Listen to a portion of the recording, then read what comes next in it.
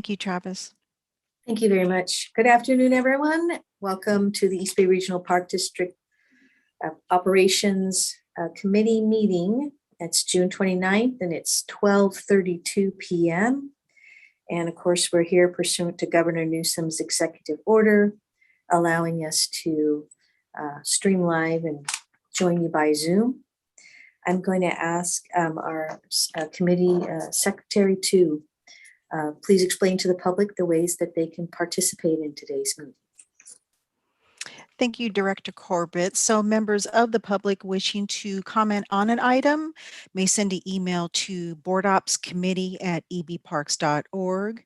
You may leave a voicemail message at 510-544-2500, or you may join the Zoom meeting live and the meeting co-host will address you in the waiting room, requesting which item you prefer to comment on. And this information can be located on the district website. The agenda is posted. Thank you very much. We have a few items on the agenda today. First, though, let's ask for the roll call. Okay. Director Wieskamp? Here. Director Coffey? Here. Director Corbett? Here. AGM O'Connor? Here. And we do have staff presenters and staff assisting with items on the agenda today, and that includes Dan Sykes, Renee Patterson, Sarah, my apologies, Scott Poseen, Tiffany Margolici. We have Ann Castlebaum, Renee Patterson, and Ruby Tumber. Hello, everybody. Nice to see you. Since everybody's here, we can go ahead and start. Our first item on the agenda is a review of the Golden State Model Railroad Museum Special Use Agreement at Miller Knox Regional Shoreline. And Mr. AGM O'Connor, would you like to say a few things first? Well, first thing is thank you, Director Coffey, for joining us today, and welcome to the Board Operations Committee. Thank you for filling in. And I'm just really going to pass this off. The one thing I would say is the Golden State Model Railroad Museum is planning to reopen, I believe, on the 10th or 11th of July, I believe, right? Is that correct, Scott? I think it is on Sunday. Yeah. So that's great news. That was our last concession that had been closed during the pandemic and is reopening. So that's great news. And with that, I'm just going to pass it off to Renee. Welcome, Renee. Thank you. Thank you, Jim. I will attempt to share my screen. So if you could let me know if you can see the presentation. Yes, I can. Thank you.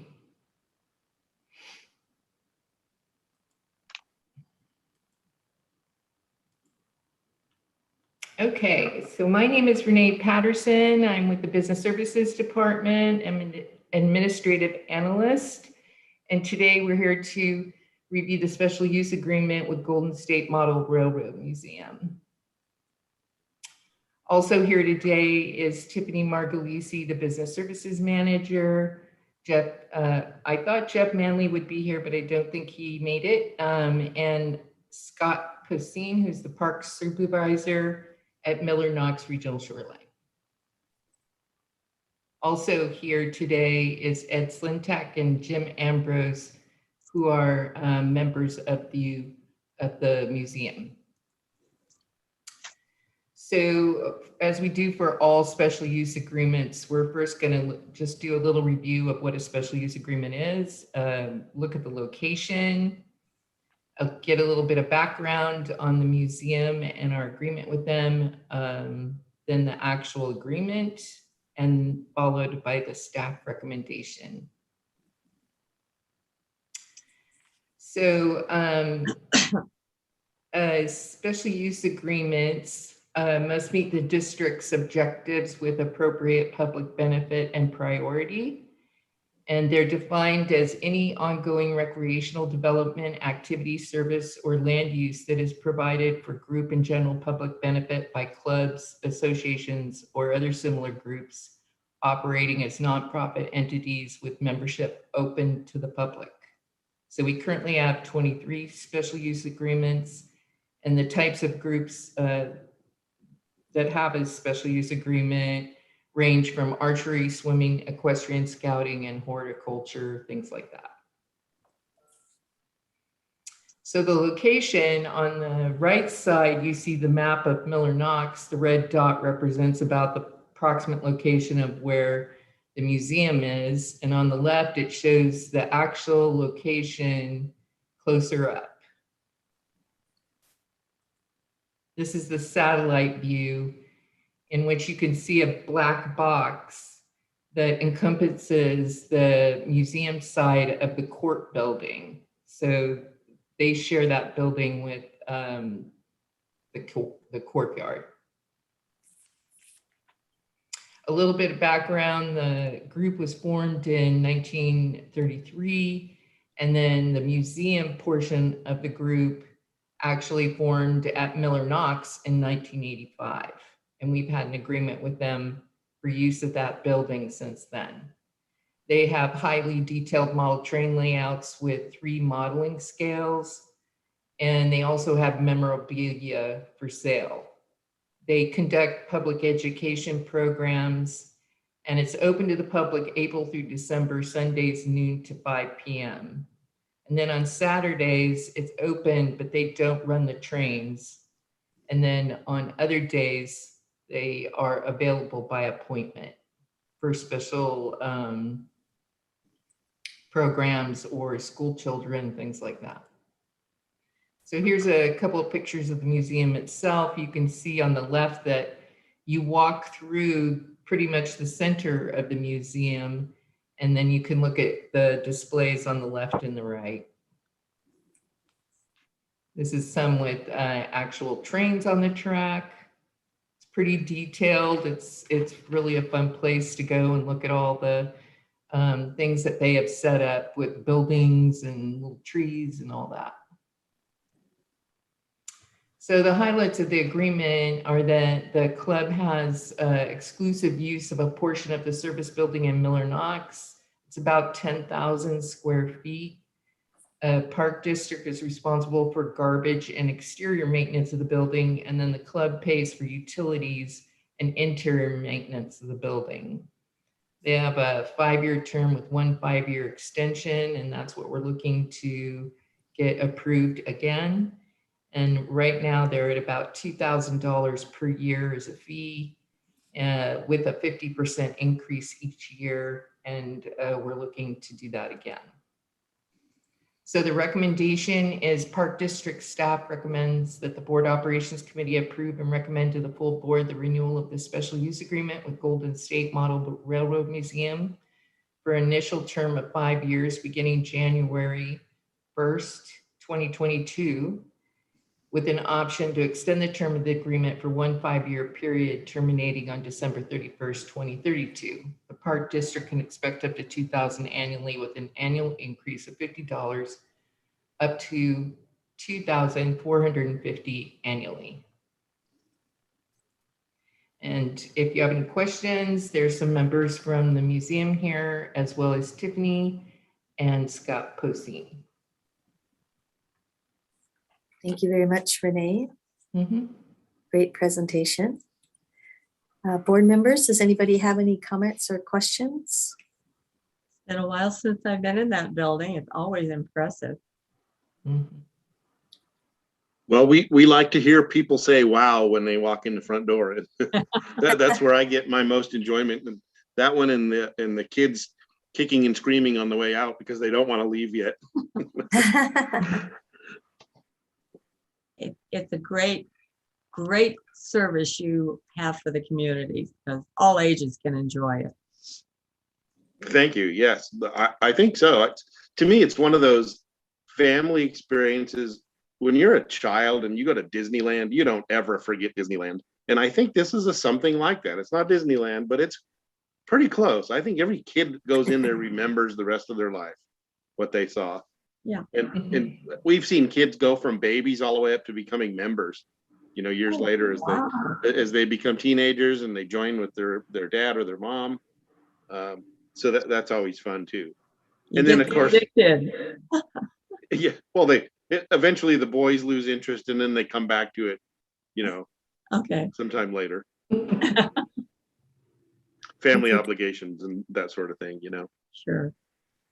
Thank you, Director Wieskamp. Director Coffey, do you have anything you'd like to add? Yeah, well, I have a question for James and Ed, but I want to preface it with expression of support for the renewal of the agreement. I'm one of those who checked out the museum shortly after it opened. I think I was living in Richmond at the time, pre-kids, and have visited often ever since. So my kids who are off on their own now, when we went to Miller Knox, we'd go across the street and visit the Railroad Museum and watch the trains on Sundays or whatever days that was open. So with my family, we were frequent visitors of the museum. So I'm a strong supporter. It meets that mission we have to provide educational opportunities consistent with the communities of that our parklands occupy and inhabit. And certainly this is appropriate for Richmond, which has a tremendous rail and rail yard history. To provide this opportunity to learn about railroading is particularly appropriate for Richmond kids. My question for James and Ed is, my memory, and it's based on my awareness of what you were doing. I always felt that it was a somewhat hidden operation in the sense that it wasn't well publicized. I wonder how you feel today about the amount of outreach you're able to do so that people in the West Contra Costa communities know that you're there. Well, I can speak for just kind of a history a little bit. In the past, when everybody took a newspaper and they knew what newspapers were, several times we had a good Sunday feature article in the paper, and that would be followed by thousands of extra visitors. Very effective. In today's world, it's going to be YouTube and it's going to be all the other things, that the presence on the web. And so we've got a couple folks that are pretty good at that kind of thing. And our actual network coverage out there in that place was kind of spotty. That's been fixed. We've got full fiber and great connection, great connectivity, and we hope in the future to be able to take a lot more advantage of today's technology to attract people. There's so many other things we can do to advertise and reach out and things like that than we've had in the past. Well, I'd like to just support the concept of the Park District itself doing what it can to promote what you're doing out there, again, consistent with our mission. It really is an asset for our park out there to be associated with what you're doing. So I don't know, I'm frankly ignorant of what public affairs does do with regard to our various publications and online efforts. They may already be publicizing what you're doing, but I would be supportive of doing that to the best extent that the Park District can. Yeah. Well, one of the other things that we've done has been to put our flyers in other places, such as the live steamers, that being a complimentary audience, and to try to draw them down and make them aware of our presence. So that's worked well, and we reciprocate with theirs when we have theirs available. Thank you. Following up on what Director Coffey said, it would be great to see a feature story in regional in nature, and it would be very nice to see this on the website as well. And I'm not familiar with what kind of signage there is, where other parts of the park might be able to view the signage and stop in and visit. That might be another opportunity for people who are already in the neighborhood, so to speak, might be able to stop in if they don't know exactly where to find you. But I can say I was very impressed just by the photos that were shown today on the Zoom meeting. And it's definitely a great representation of model railroading, especially with the 3 different gauges. I have a brother-in-law who's wild about this sort of stuff, and he doesn't know about this. I'm gonna let him know. Oh, good. You'll know who he is when he gets there, because he'll ask you lots of questions. So what sort of things do you, what sort of questions do you get most often from young people, so to speak? And is there anything in particular that is very important to you to share with students, to teach them about what you're doing? Well, if I had to say one thing, I would say this is an opportunity for kids to get away from a screen, to get away from their little whatever, their, whether it's their smartphone or their tablet, and actually put their hands on things. And that's an opportunity. We build scenery and we build models and we do all these things. And our members have so much skill that could be passed down and get kids interested in something that gets them away from the screens. I'm sure you all know what I'm talking about. It'd be great to learn to paint, or to learn to build models, or to learn electricity and electronics. That's a big change that we've made lately. So there are opportunities for kids, and that's, when we reach out and we talk to them and we get the school kids there, we can discuss that. And even I would love to have like workshops where people can bring a project and work, set up tables, and that would be a great way for families to bond and things like that. Pass along some of our skills and passion. That sounds great. So you actually will help teach people how to construct the tracks and the model items and paint them and put them together. That sounds awesome. We could, and years ago we actually built a small layout for a convention that was in town. And we did, all this work in about 2 weeks. We went from a bare sheet of plywood, and then we actually finished it at the convention in front of people. And so there are possibilities like that now that our displays are so mature that we could move into more of that kind of thing, reaching out and hands-on with the public. Yeah, that sounds like fun. And do you have, I'm sorry, I don't know the answer to this question, but do you have any particular annual event that could be advertised? How sometimes people have one day out of the year where they have a special sort of open house and really do a lot of extra stuff on that day and do a lot of extra publicizing about that. Do you do anything like that? We have in the past, we've had things like Scout Day. I'm also a scouting volunteer, so so basically anybody that showed up in Girl Scout or Boy Scout, Cub Scout uniforms, got in free. So we try to do that sort of as a public interaction, and then expanding our reach to people that might otherwise not know we're there. So something about a freebie draws people. Well, sometime in the past, I don't know how this happened, but a newspaper reporter reported that we were going to have train wreck day. And we had a lot of people on train wreck day. And of course, we're not going to go wreck our very expensive trains. Unfortunately, we disappointed people that day. It was a misprint. But at least you got some publicity. So we did get the publicity. So I think Scott was going to add something. Welcome, Scott. Thanks, Director Corbett. To answer your question about signage, there's a standard park sign advertising the Golden State Model Train Museum in front. And in fact, since we share a building, if I ever need to tell people where to find us, I just tell them we're at the other end of the Model Train Museum building. So that's helpful. That's awesome. Okay, AGM O'Connor. Yeah, James and Ed, another option we will have in the future is we continue to purchase these electronic safety signs like they use along the roadways. We use them for a lot of purposes in parks when we're closed, etc.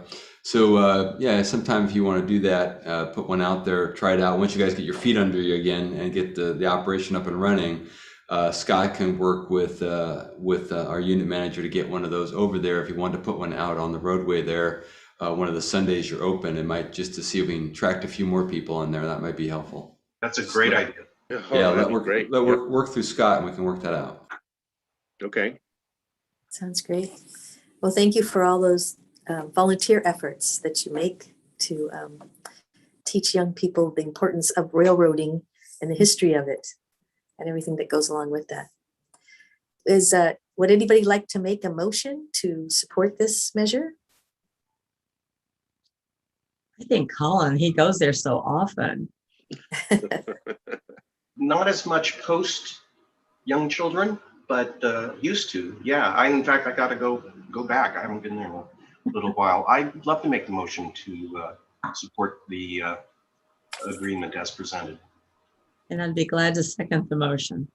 Okay, the motion to move forward with this agreement for the future came from Director Coffey and seconded by Director Wieskamp. Please call the roll on the vote. Director Coffey, Yes, aye. Director Wieskamp, Aye. Director Corbett, Aye, so moved. unanimous. Congratulations. Thank you for Yay. continuing to work with us. Thank you. Love Lee. to. We appreciate it. It's been a great 35 years, and I hope for at least that many more. Very good. Wonderful, wonderful. Thank you so much. It's All a right, lot of thank work. you. No. Thank you. Thank you very much. Train love never dies. Nope. We look forward to seeing you in there, all of you. Okay. Thank you. Okay, thank you. Bye-bye. All right. Okay. Bye-bye. Bye-bye. Bye Take now. care. And the next item we have on the agenda is an update on our concession and special use agreement reopening, I should say, reopening update. A lot of reopening going on. Uh-huh. I think Just, that presentation is by Tiffany and AGM O'Connor. Yeah, just we wanted to touch base with all of you again. Just it's been a long 15 months or so, and the board made a lot of efforts, approved a lot of actions on the part of Tiffany and her staff to help our concessionaires make it through the pandemic, and now many of them, all of them, are reopening, and that's great. So Tiffany wanted to do a kind of a follow-up report from the last 15 months regarding those actions and where things stand right now. So with that, I'll pass it off to Tiffany. Thank you very much. Thank you for working with people to help them continue to be successful during these tough times. Thank you. Yeah, I'm excited to share this recap and celebration of the reopening. So good afternoon, Board Operations Committee. And as was introduced, I am the Business Services Manager, Tiffany Margalisi. And one moment while I share my screen. And can you see the screen? Yes. Yep. Awesome. Great. Okay, so this is the Tiffany, we have your notes screen. Can you just switch it oh over? yes, thank you so much for letting me know. How's that? Even better. Okay. By the next 15 months, I'll have got my Zoom sharing dialed in perfectly. All right. So as AGM O'Connor introduced, this is an update on reopening, and really, I did literally call it a recap and celebration. We wanted to report back on the board-approved financial relief and share how meaningful that was to many of the concessionaires in getting through this. So I'll do a little brief recap of what we did and why we did it, how it worked out, and where we are today with a lot of great pictures. I'll go back real quick to this one. This one's over at Crown Beach Board Sports with the staff doing their paddle sports rentals. So last May 2020, we presented to the board that we were anticipating that there would be COVID-19 impacts, and there already were COVID-19 impacts for concessionaires, caterers, and lessees. And we had shared that we had All 18 concessions had to do a full or partial closure on March 17th. And that represented a substantial loss of income to all those businesses. And yet they still had fixed operation or maintenance costs. We also had our caterers from the Brazil room and our other rental facilities, and then also various special use agreements and lessees. So our goals in doing this COVID financial relief were threefold. One is to maintain our concession facilities in good condition. The concessions are the Park District's facilities, they're our buildings, they're our assets, and we wanted to ensure that they would be maintained in really good condition, even though they were closed. And the second one is that we wanted to retain our concessionaires, caterers, and lessees. And as AGM O'Connor has reminded us, it can be really hard to find those good concessionaires. And we work really hard to cultivate strong relationships with them so that we have a really positive working relationship, and we did not want to lose them. And then lastly, just supporting a speedy recovery to help everyone get back on their feet. So this is what the board approved. It was 4 different tools that could be applied to these various concessionaires, caterers, and lessees. So in May, we had these 4 tools approved. One was to waive concessionaire payments for 45 days after the reopening. 2, we temporarily expanded the concession maintenance fund eligible items, and I'll talk more about how we did that. 3, we allowed for time extensions for capital investment deadlines or contract terms. And this is, all of these we got good feedback on, but this was also really important, just the concessionaires to know that they just had more time to recover after whatever the impacts were going to be. And then last but not least, we also, the 4th tool was to, we could defer lessee payments and then evaluate rent reduction on a case-by-case basis. So those were the toolkit that we had. And I want to thank Renee Patterson, my administrative analyst, who was my, my strong supporter on this in implementing these tools. And we're happy to report that all of these tools have now ended as of June 2021. Everyone is reopened and has received this relief. So this program is now done.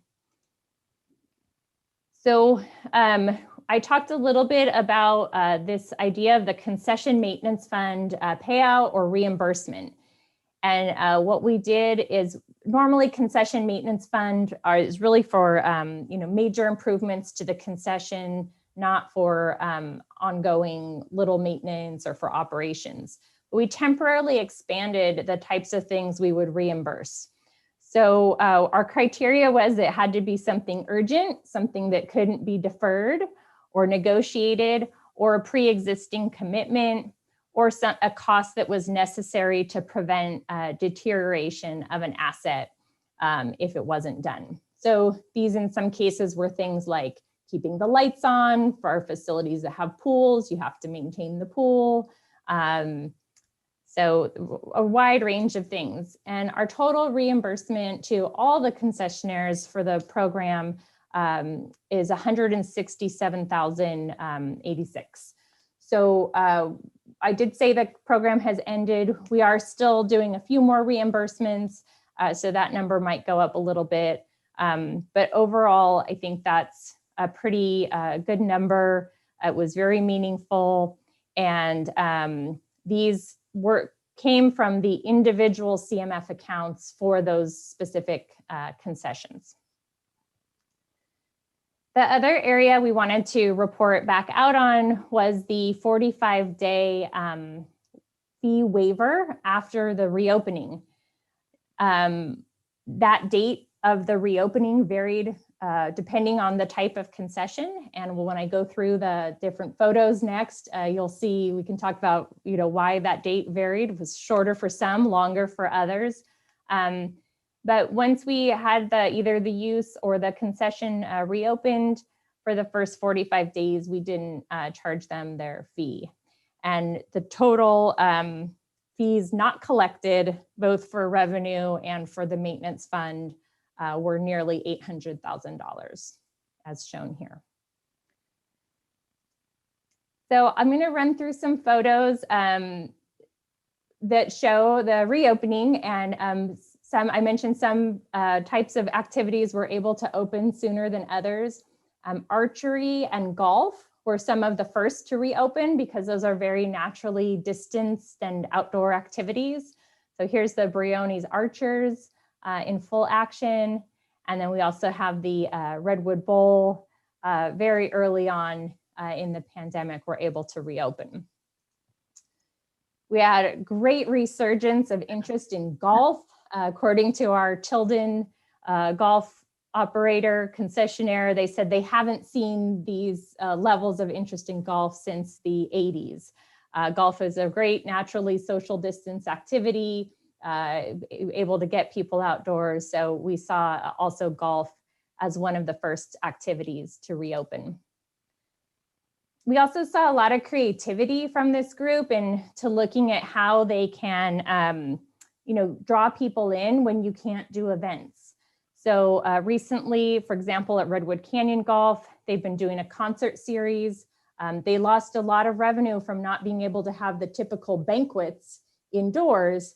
So they took the opportunity to rethink it and say, let's use our open space on Thursday evenings, and they're doing a concert series to draw people to the course and get people to frequent the restaurant a little bit more. Paddle sports was another naturally distant outdoor activity that was able to reopen. Up here we see Crown Beach, and just rethinking how people use space and approach it. Usually people would be going up close to the stand there and doing their transactions. They created this sort of temporary bullpen for people to come up and be able to have more space. Also, here's a nice picture of the new pad where the Del Val kayak concession is.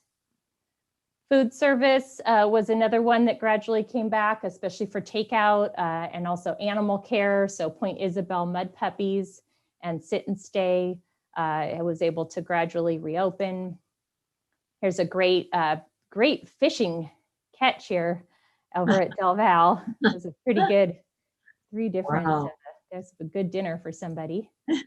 Attractions was another big one. This is actually me and my 2 boys. We went to the Tilden merry-go-round on opening weekend, and I will share, I got a little just emotional being there and seeing everybody back. Just the normalcy of being able to get out and do something fun like a merry-go-round, and also just knowing, how long the business had been closed and how they kept themselves going through this very long time of closure. Events is another one. Event concessions and the event industry is an area that was more impacted. Unlike golf, which is naturally distanced, events are naturally about gathering. And so our event concessions were more impacted and have been more impacted. The Ardenwood Cafe was able to reopen. They did do some nice ceremony onlys when that was allowed, and now are fully resuming gatherings. And also Camp Arroyo, I don't have pictures yet because they're just having their first camp last week. But Camp Arroyo did have their first residential camp back at camp, and we're just so happy to see our facilities getting to be used by youth and everybody again. So that's all I had in terms of the update, but I'm happy to answer any questions. And we just again wanted to really thank the board for the support on this whole initiative of doing financial relief. And for the most part, it was very well received by the concessionaires, and really a lifeline and complement to other forms of aid. Of course, we've all heard about like the PPP, the Paycheck Protection Program, that many of the concessionaires were eligible for that and received that as well. But that program wouldn't necessarily cover some of the things that we would cover. And likewise, we didn't cover things eligible for the PPP. For example, we didn't cover anyone's payroll. So I think it was a good team effort for that. And with that, I'll pause for questions. Thank you very much. And thank you for keeping track of all those details and all those vendors, and glad to know that they've all been successful. I'm assuming, Tiffany, we haven't heard from anyone that has said, sorry, we're not going to be able to continue our work with you because of COVID. Did everybody hang in with us? Everybody has hung in. Yes, it's pretty, pretty good. Yes. That's great. That's really good to know. That's really good to know. Directors, anybody have any comments or questions for Tiffany? Director Wieskamp? Have we started getting requests to have weddings on the agenda? Yes, absolutely. So we have Bated breath. Yes. So we've had a few, speaking of our caterers, we've had a few ceremonies outdoors so far. And then July is our reopening month for indoor events. So we have our first one at the Brazilian Room on July 8th. Will be our first wedding. And this is a couple who had reserved their wedding quite some time ago. So they've been watching closely the process. And then as of this Thursday, July 1st, we'll be accepting new reservations for dates in the fall at our rental facilities. Terrific. That's Well, a lot of patience from those caterers and all. It is really wonderful. Yeah, and I should add that we did lose a couple of caterers from the Brazil Room. A couple of the caterers did go out of business, but in terms of the bigger concessionaires and operators, we didn't lose anybody. Tough world. Yeah. Director Coffey, do you have anything you'd like to add? Oh, no questions. I think this is very good news. Yeah, really great news. Thank you. Thank you for allowing everybody to hang in there. So it is really good news. And it's nice to know that we have the bandwidth to do that. And I'm assuming you're hearing from the vendors. Hopefully they're saying wonderful things about the Park District and our support, I would hope. I was just thinking along the same lines of something Director Coffey said in the last presentation. I know that we're doing everything we can to let people know that various facilities are reopening, but is there a way to promote even more that vendors are open and ready to take your business? I assume in some of the situations, people are really busy, like we've seen. Some of those outdoor activities really did go away. And it was interesting to see when COVID first started. I remember there were certain actual outdoor activities that were on okay lists to do under the governor's order. Archery was one of them. Golf was added a little bit later.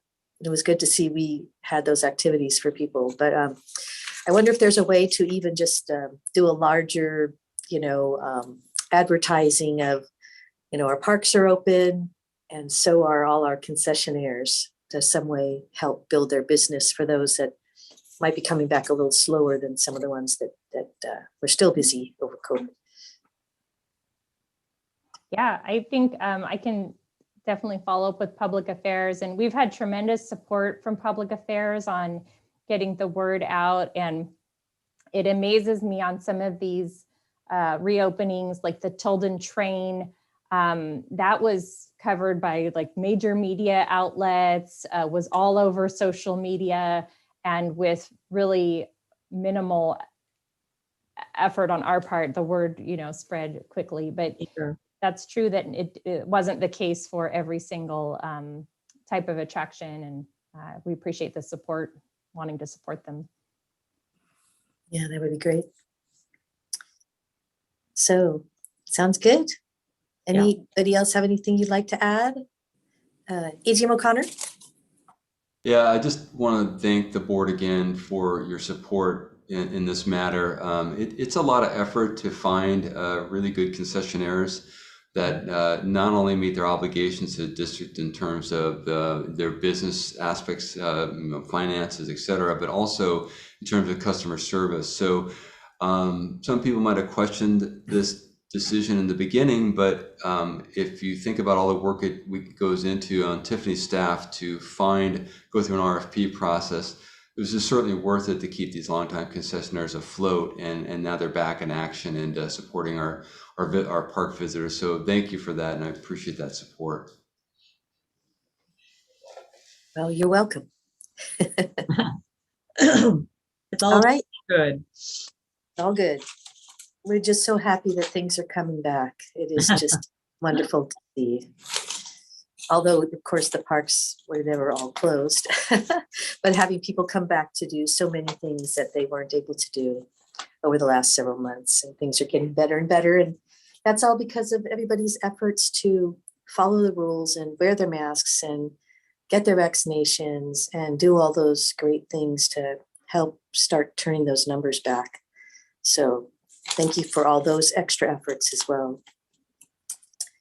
So if there's nothing else on that item, it's time for public comments. Are there any public comments? Hi there. Yes, we have one public comment from Mr. Kelly Arroyo, who is joining the call now. Thank you very much. Hello, Kelly.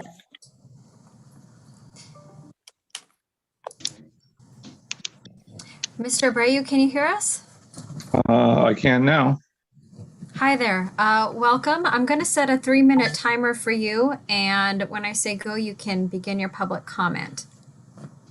All right, good to go.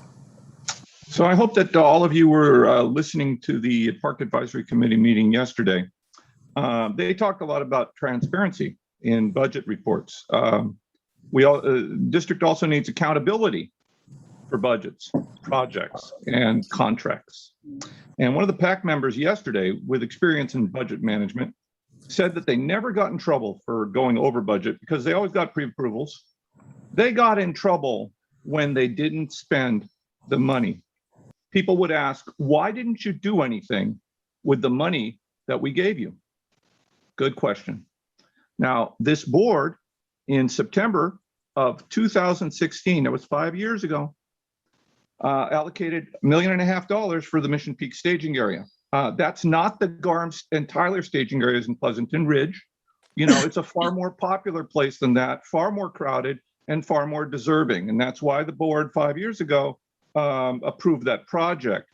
So the board of directors and the staff need to be asking themselves now, 5 years later, what have we been doing with the money for the last 5 years? I know that your management and financial officers did lose track of the budgeted funds for a while, but they located them. They identified every dollar. They were hidden in the sofa cushions, but they're back now. Every dollar is there. The long-term lease contract for Mission Peak expired a year ago on July 7th, 2020. Talks with the city had begun several months before that to extend the lease, renew the lease. A year and a half has gone by, and we haven't heard back on the status of Mission Peak. There's no transparency there. There's no accountability. There's silence. And staff now needs help from the board to negotiate that lease extension long-term without giving away the store like the district did at Vargas Plateau Regional Park on that environmental lawsuit. Staff needs help in expanding the staging area there. There's a lot of accountability and there's a lot of transparency that we need. And always remember, you ask yourselves, what are the status of these projects? You have dozens and dozens of projects. What are the timelines for those? And where are you? And when things are these things moving along or are they stalled? Thank you. Thank you. And that is all of the public comments we have today. Thank you very much. Thank you, Kelly. So now it's time for board comments. Does anybody have anything else you'd like to add today? The perfect operations meeting with everybody talking about what things are good and they're coming back. So I think it's a great operations meeting. Very well done presentations. Appreciate all the effort that goes into them. Absolutely. I agree with all the above comments. Thank you, It's a everybody. feel-good day. Operations Committee is always a great place to be. Thank you for all your great work. So with that, the next item is from the comments from the Assistant General Manager, Jim O'Connor. Afternoon. Just a couple of things, just in the realm of things reopening. I feel we might as well stick with a theme. We've got a positive theme going. So I'm not sure if I had a chance to tell the board, but we are working with lifeguard services to reopen swimming at Quarry Lakes. And we're looking to do that on the 10th of July. So water quality has improved there. And you might recall that swim facility has been closed for, I think, almost 3 years now. So we're hoping to get that reopened on July 10th. This is great news. Lake Temescal, while the blue-green algae toxin issue had cleared up, we're dealing with an E. coli problem at the lake now. Most likely that facility will not open this summer. That's basically our determination at this point. And then Lake Anza, while the blue-green algae toxin levels have decreased, that lake, if you haven't seen it recently, is completely packed with filamentous algae. So it's really a water quality issue and a safety issue for swimmers. So that facility will not be reopening this summer either. So unfortunately, that's not great news, but Quarry Lakes reopening will expand by one more facility for the district, which is great, and especially in that southwest area of the district, which should be helpful. The other thing is just a reminder is that we have the Tilden Golf Course. We're going out to request for proposal, or RFP, and that process is moving forward right now. And hopefully sometime this fall, we'll bring a recommendation to the committee in terms of a future operator of that facility. So anyway, so Tiffany's in process with that, and we'll be in touch with you in the fall. So that's it for me, unless anybody has any questions. No, thanks for all the news. You bet. Good and bad. Thank you.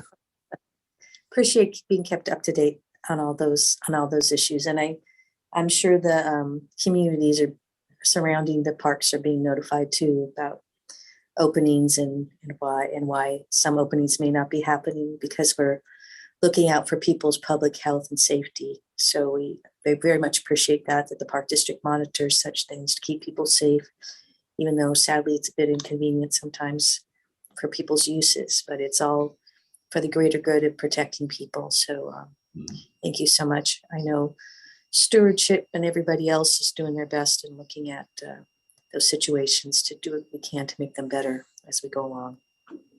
So thank you very much. All right. Any other comments, questions? Anybody have anything else to say? No. If not, we'll adjourn another wonderful Operations Committee meeting. Thank you all very much.